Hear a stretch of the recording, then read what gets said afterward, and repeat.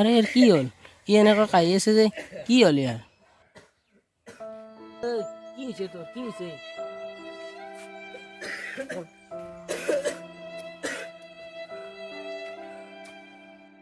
কি হৈছে তোৰ এনেকৈ কাহি আছে যে কি হৈছে হা কি হৈছে মই এসপ্তাহ আগতে বাহিৰৰ পৰা আহিছিলোঁ মোৰ এতিয়া উশাহত বহুত কষ্ট হৈছে আৰু মই এতিয়া কাহ জ্বৰ দিছোঁ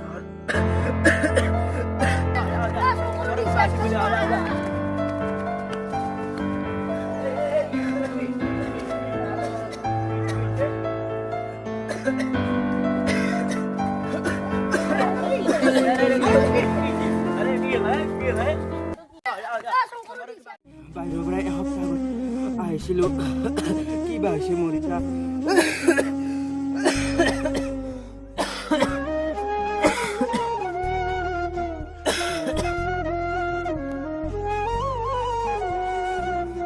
ঘৰৰ মানুহক মই কোৱা নাছিলোঁ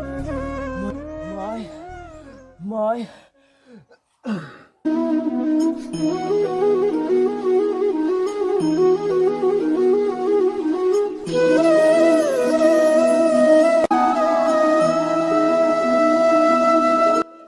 আচলতে এইখিনি আমাৰ অভিনয়হে আছিল। নমস্কাৰ তেওঁ কোৱাৰ দৰে এইখন আচলতে COVID-19 কৰোণা ভাইৰাছৰ ওপৰত নাটক এখন কৰিছিলোঁ।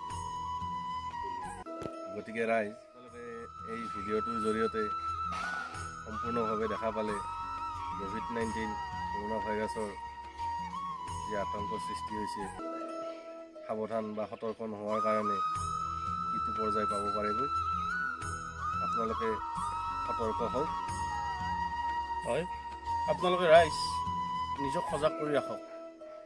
আমাৰ সুদক্ষ মন্ত্ৰী হিমন্ত বিশ্ব শৰ্মা ডাঙৰীয়াদেৱে যি লকডাউনৰ ব্যৱস্থা কৰিছে আমাৰ কাৰণে গৌৰৱ, আমাৰ জাতিৰ গৌৰৱ, আমাৰ ভেটিৰ গৌৰৱ।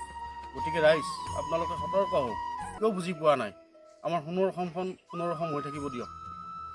এনেকুৱা যদি মহামাৰী আমাৰ অসমত আহে তেনেহ'লে আমি কেনেকৈ থাকিম? আমাৰ ভাই ভনী মা দেউতা কি হ'ব আমাৰ অৱস্থা?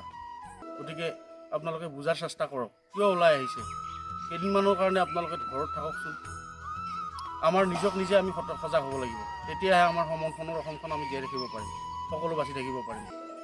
লকডাউন বোলা বস্তুটো আপোনালোকে বুজি পোৱা নাই নেকি ৰাইজ এতিয়ালৈকে?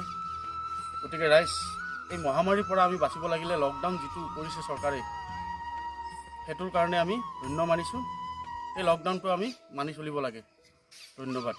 হয়, এনেকৈ যদি কোনোবাই এসপ্তাহ হওক 10 দিন হওক বা এদিনে হওক দুদিনে হওক বাহিৰৰ পৰা আহে কিবা অসুখ বিসুখৰ লক্ষণে দেখা দিয়ে আপোনালোকে আপোনালোকৰ ওচৰৰ কোনোবা স্বাস্থ্যকেন্দ্ৰত নহ'লে আমাৰ গাঁওবুঢ়া বা ওচৰ চুবুৰীয়া পুলিচ প্ৰশাসনৰ লগত যোগাযোগ কৰি আপোনাৰ নিজৰে স্বাস্থ্যটো পৰীক্ষা কৰি ল'ব আৰু এই বেমাৰটোৰ পৰাই যাতে আপোনাৰ পৰাই আৰু আন এজনলৈ বিয়পি নাযায় তাৰ বাবে আপুনি নিজেও সতৰ্ক হওক আৰু আপোনালোকে বেলেগকো সতৰ্কবাণী দিয়ক আৰু এই নিজৰ অসুখ বিসুখ হ'লে অন্ততঃ লুকাই নাৰাখিব।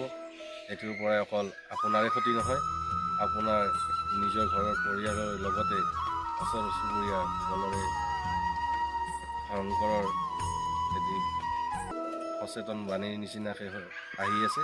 গতিকে সঘনাই আপোনালোকে হাত ধুৱক, চেনিটাইজাৰৰ নিচিনা কিছুমান বস্তু ব্যৱহাৰ কৰক, ঘৰতে চাফ চিকুণ হৈ থাকক, মাস্ক পৰিধান কৰক আৰু এজনৰ পৰাই আন এজনৰ লগত মিনিমাম 1 মিটাৰ দূৰত্ব বা 2 ফুট দূৰত্বত থাকিহে কথা বতৰা পাতক। লাগে কি ওচৰ চুবুৰীয়াৰ কোনোবা বন্ধু বান্ধৱীয়ে হওক বা ভাই ভণ্টীয়ে হওক বা নিজৰ মা দেউতাই হওক বা ল'ৰা ছোৱালীয়ে হওক গোটেইখিনিৰ লগতে দূৰত্ব বজাই ৰাখি আপোনাৰ লগতে গোটেই ৰাইজৰ সহায় কৰিব বুলি আমি আশা কৰিছোঁ। আৰু এই ভিডিঅ'টো কৰোঁতে যদি আমাৰ সৰু সৰু কণ ভাইটিকেইটাৰ ভুলভ্ৰান্তি হৈছে তাৰ বাবে আমি আপোনালোকৰ ওচৰত ক্ষমা প্ৰাৰ্থনা কৰিছোঁ। ধন্যবাদ।